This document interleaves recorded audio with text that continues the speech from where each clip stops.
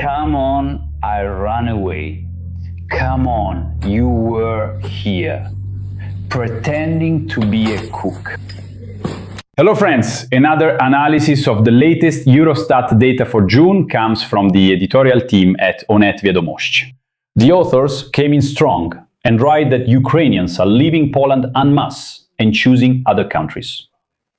Be sure to write in the comments again, and I'll say yes, again, friends. We will break down this political economic dynamic in full and discuss yet another conflict between Poles and Ukrainians. Please like and subscribe to the channel. Thank you so much for your support. Friends, I remind you that the best money transfer service is TransferGo. The link is in the description. Go ahead, register, send money to your family and loved ones. Support them as much as you can during these tough times. Now, let's get down to business. Statistics. The statistics of Ukrainians leaving. It really records this. In June, the number of Ukrainian citizens with temporary protection status in Poland decreased by 6,335 people. 6,000 Ukrainians left. I think these are the ones with temporary protection, those who were residents there and so on. So there are additional figures to add to that. Compared to Belgium and Ireland, minus 35 people left Belgium, 15 left Ireland, right? Poland really showed the highest outflow in the European Union. At the same time, Germany, the Czech Republic, and Italy continue to record an increase. Germany is up by 2,900 and 3,800 arrive in the Czech Republic and 4,100 in Italy.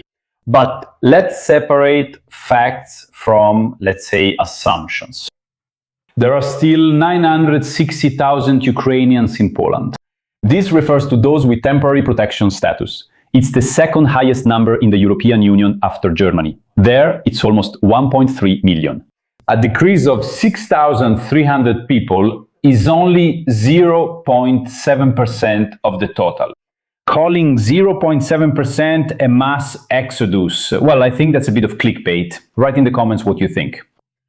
Well, since we've started talking, let's discuss the two main myths. Right-wing populists often hype migration, but tend to ignore official statistics from sources like the Central Statistical Office, National Bank of Poland, and National Police Headquarters.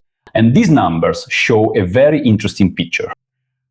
The employment rate is higher than that of the local population. The labor force participation rate is about 90%. Well, somewhere between 75 and 90, depending on the wave of migration. I'm saying this right away, let's put it this way, I'm not even writing, I'm responding to those authors who will definitely write, well, go away then, go away, you're all just freeloaders here anyway. For comparison, the average employment rate in Poland itself is 57 to 60%.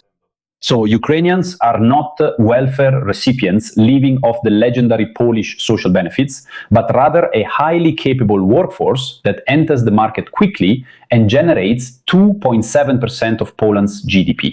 The crime rate is lower than that of Poles. If we take the raw statistics from the National Police Headquarters, not even the Central Statistical Office, and compare them to the population size, the number of crimes per 1,000 people shows a solid fact that can't be disputed.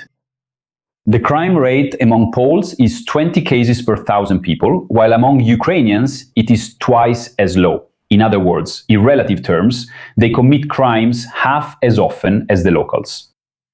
Well, friends, I think that won't stop some pathological commenters from writing things like, "Get out of here, you're criminals, you're living off our welfare and taking our jobs at the same time." But anyway, that's not interesting to me. Let's talk about the real mechanisms of moving to the West. Why, despite such a high level of integration, do people still gradually move from Poland to Germany, the Czech Republic, Italy, and so on?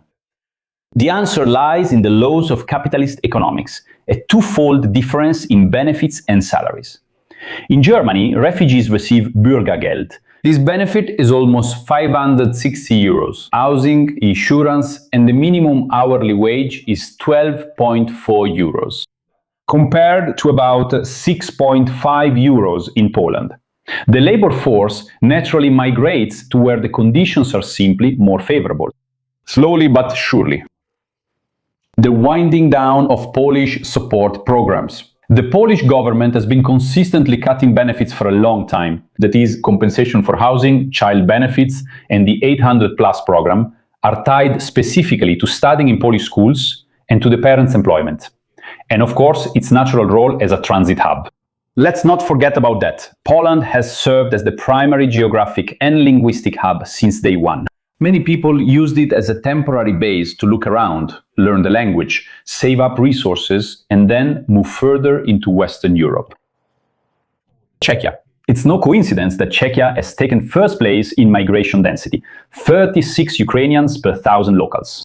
Czechia has a developed industrial sector and it experiences a shortage of workers, so it readily absorbs new personnel.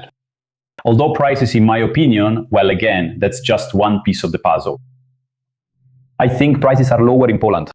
So, what's the result? In my opinion, what we're seeing is not a catastrophe, not an exodus, but an absolutely natural redistribution of migration flows within Europe.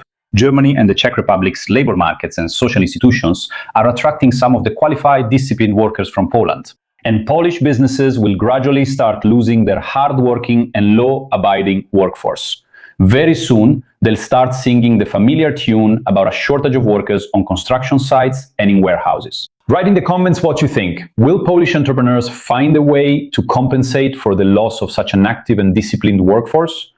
Or will they simply invite even more migrants from Asia and Latin America because the wages just aren't there and they won't raise them? Share your opinion in the comments. I enjoy reading them all. Well, I'll tell you, friends, when I was finishing my career in Poland, just like in Ukraine, no one asked me, Dennis, what's the problem? Is there something you don't like? No, they just said, you made your decision, so that's it, get lost. That's capitalism in all its glory.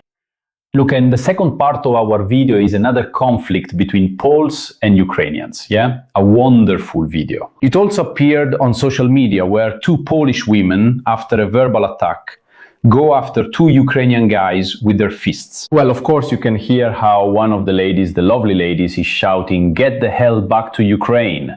Recently, such incidents have sharply increased. Yes, that's one of the reasons Ukrainians are leaving. Well, let's just watch this wonderful video, friends. It lasts literally a minute, no, a bit more, sorry, a minute and a half.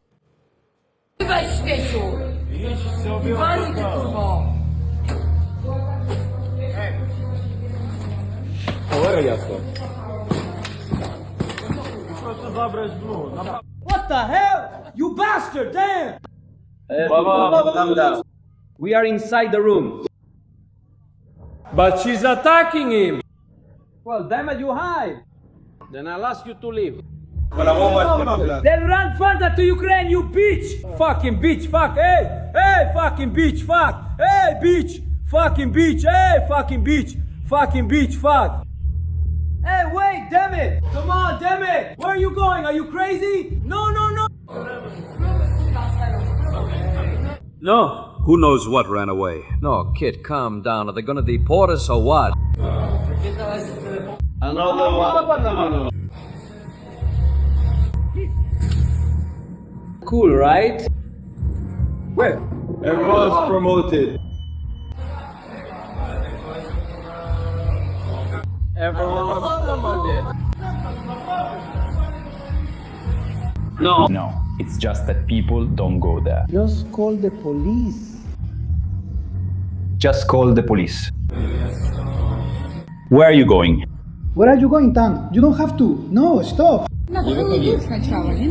Let it be from now on. Come out, don't come out.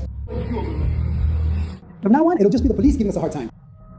Don't go out. Why do you need her? Let me pack up. Well, friends, you see what happened. In the comments, people have already written to me that most likely this lady is a prostitute and the guys accidentally took her spot, basically taking her business as she thought. I don't know how true that is. I really don't know. So look, friends, here's what's really happening. If you live in Poland, you can clearly see that the tension in everyday life has really increased. And it's foolish to deny it. But why do certain people, we kind of like to, well, okay, we don't really like to repeat the same thing over and over anymore. Oh, what happened to you, right? But let's look at the heart of the matter. why a certain category of citizens is honestly losing their temper. Economic stress and the search for a scapegoat. After several years of inflation, sky-high housing costs and utility bills, people become socially worn down. Yes, let's call it that. And when the income of the marginalized or simply uneducated part of the population drops, their brains default to the oldest reflex. The problem isn't the economic crisis, but the person who speaks another language, and all the built-up anger is directed at the first person they encounter. That's right, especially since political populism and fear-mongering are coming from every direction. Far-right politicians systematically add fuel to the fire before every election. When everywhere you turn, they keep saying, that's it, the Ukrainians took everything. Well, it just makes the most unstable, not the most intellectual elements lose their minds. They start to genuinely believe that, that's it, I'm living badly because of this migration pressure, so I need to go out into the streets and seek what I see as justice. Well, I call these alco-patriots and street hooliganism. So that's why. It's just a typical fringe drunken stunt. Yeah. Street alcoholism is multiplied by propaganda cliches, and you get exactly this picture. Drunken shouting, fists, and those pathetic slogans. Well, it's connected to Ukrainians leaving. I think that's part of it. Of course, saying that people are fleeing the country en masse is clickbait, it's manipulation. But the trend, in my opinion, is clear because things won't get better, at least not in the coming year. We'll see. We'll see what happens in a year, who wins the elections, but I really don't like this trend. This is no longer the same Poland. This is... Share your thoughts in the comments, maybe I'm wrong, and all is well. That's it. Whether you've heard or not, we won't repeat ourselves about the scale of the exodus or the statistics, since we've already discussed that. In the end, we conclude, all right, let's wrap up. Some of the local population really lose their minds because of the propaganda. All of this turns into ugly xenophobia. It's not a dirty sore on the body of society, but let's not confuse marginal outbursts with systemic economic processes. These street idiots should be dealt with by the local police. Well, we need to rely on cold calculation. Unfortunately, so far, we see that the police seem to be detaining street xenophobes, but this does not lead to actual prison terms or real fines. It doesn't lead to that. And unfortunately, my sad prediction is that this level of everyday aggression will only continue to grow. That's my rather pessimistic opinion. I hope I'm wrong. Share your thoughts in the comments. Take care of yourselves and loved ones. Greetings to the working class, truck drivers, turners, construction workers, and everyone. Let me know if I missed anyone. Friends, see you next time.